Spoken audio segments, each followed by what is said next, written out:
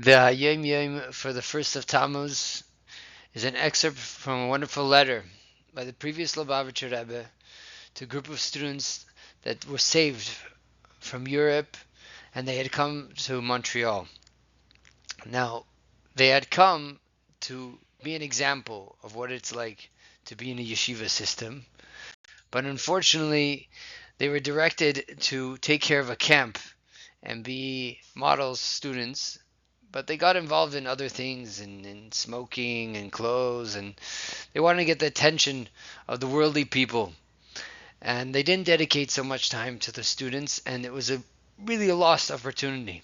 And the previous Lubavitcher Rebbe made note of that, and he let them know that such behavior is not befitting of a student. They really need to be dedicated 100% to study and to give themselves over to the students and give themselves over to the studies. Focusing on the intention of the worldly people is not what a person is supposed to be there. Really, if they really were doing things with true love for the students, they would have really dedicated much more time and given much proper and better attention.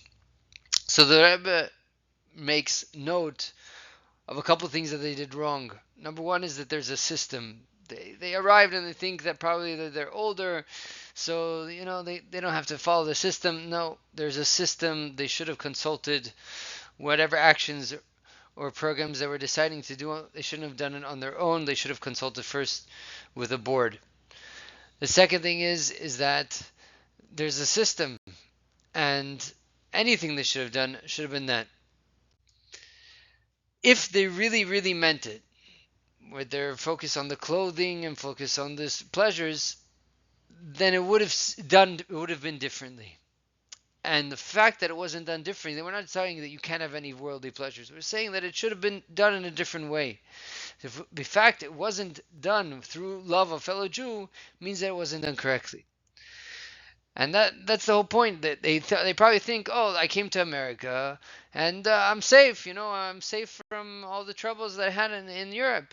But the truth of the matter is, you were saved for a spiritual mission, and everything is divine providence, and they cannot forget that. You cannot take that for granted. The Rebbe ends off the letter, says, I'm only writing this to you because I love you.